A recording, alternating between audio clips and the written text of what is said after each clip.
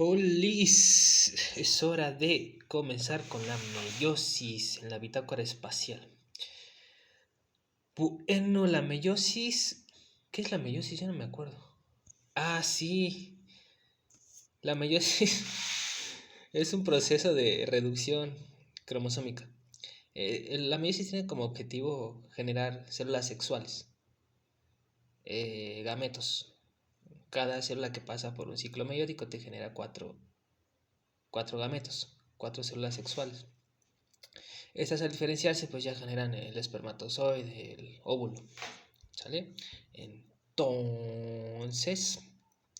estas células sexuales son haploides, tienen la mitad del material genético, 23 cromosomas en cada célula haploide. Cuando el espermatozoide fecunda al óvulo, se vuelve al estado diploide, es decir, de 46 cromosomas. Ok, una vez aclarado esto, cabe destacar las similitudes que tiene la meiosis con la mitosis. No es lo mismo, pero sí son muy parecidas.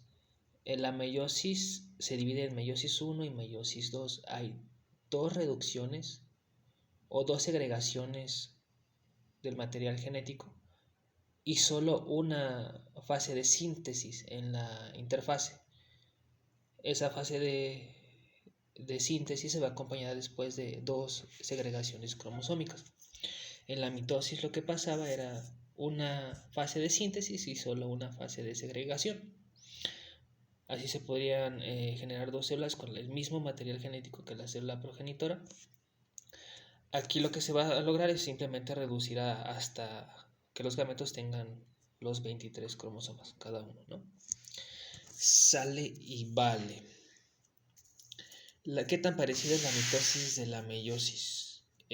La meiosis 2 es prácticamente igual que la mitosis. La meiosis 1 es bastante parecida, salvo algunas diferencias. Entonces, para entender mejor la meiosis, yo te recomiendo que corras y te aprendas la mitosis, y así ya tendrías más de la mitad del camino recorrido para la meiosis. Sale y vale. Bueno, habíamos dicho que en la meiosis hay dos reducciones cromosómicas.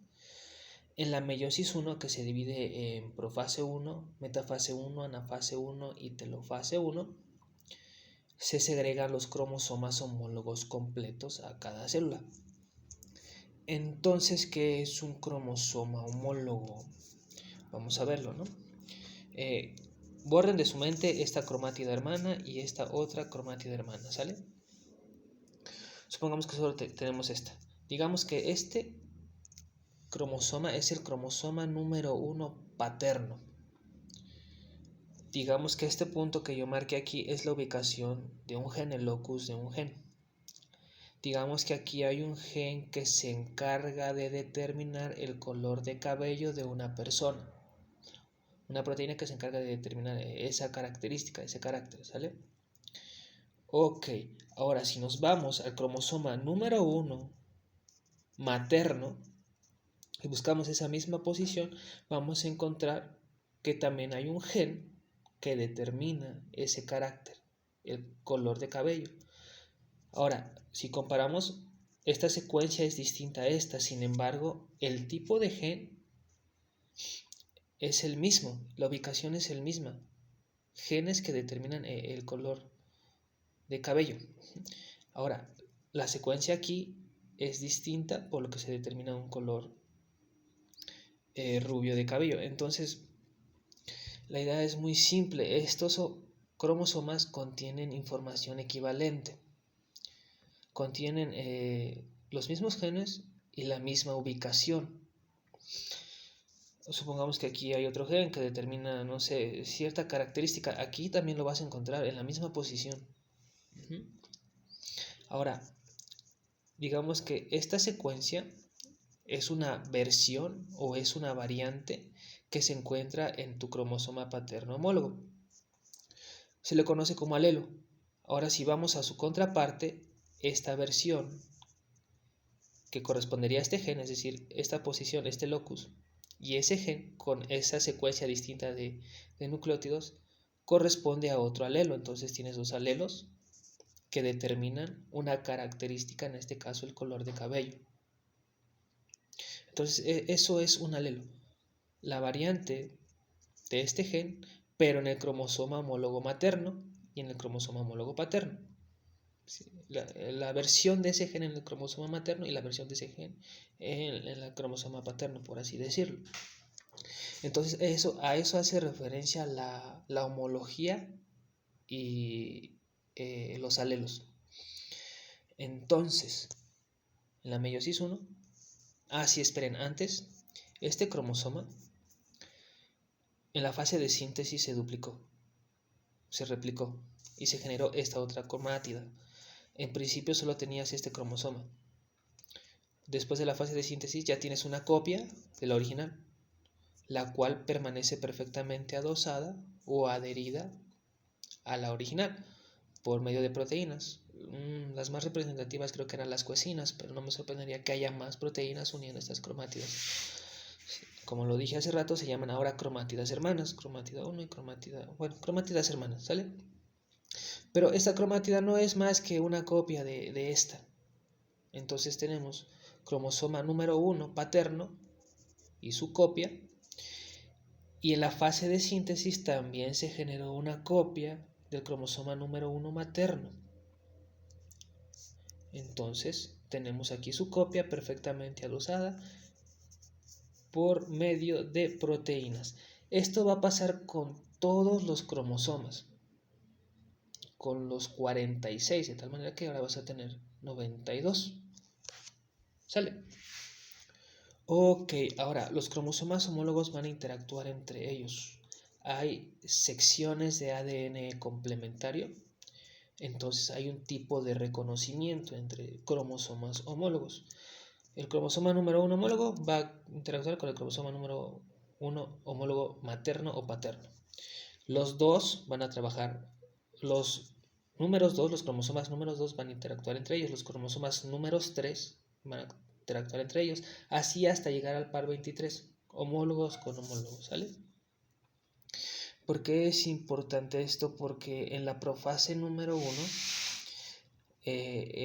se basa o busca generar una recombinación entre estos homólogos, entre cromosomas homólogos.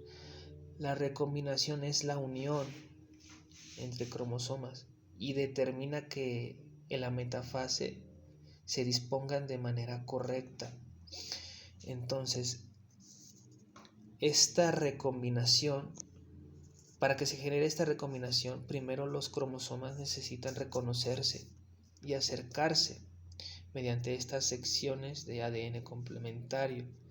Cuando están lo suficientemente cerca, se empieza a ensamblar entre ellos un complejo de proteínas que se llama complejo sinaptonémico, los cuales ese complejo alinea muy bien a ambos cromosomas, los alinea perfectamente, los yuxtapone.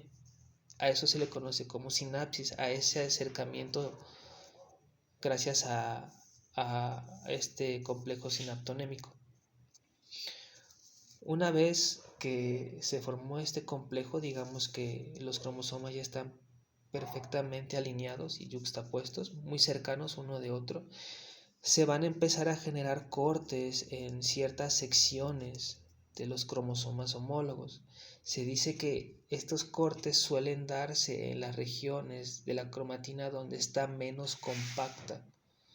Las zonas que están más compactadas no suele haber este tipo de interacciones, este tipo de recombinación de cortes. Entonces, en la recombinación primero hay que generar un corte en estas secciones de la cromatina que les acabo de comentar. Después de eso se genera un enlace. Se vuelve a unir la cromatina que se cortó con la cromatina del otro homólogo mediante enlaces covalentes. Todo esto lo hace un sistema enzimático.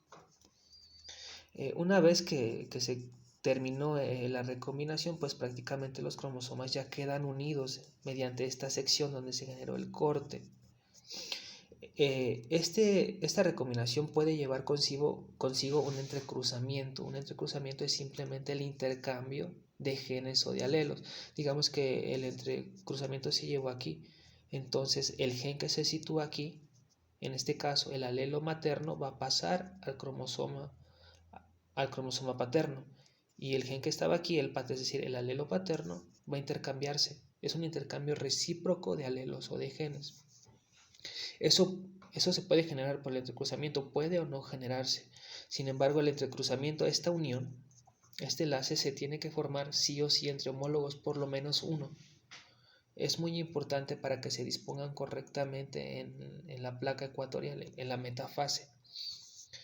¿Sale, muchachos? Entonces, una vez que tenemos claro a lo que se refiere a homólogos y que estos entrecruzamientos se llevan a cabo entre homólogos, vamos a pasar a ver brevemente todas las fases de la meiosis. Ok, bueno, yo creo que aquí voy a cortar el video para que no quede demasiado largo. Los veo en la siguiente parte.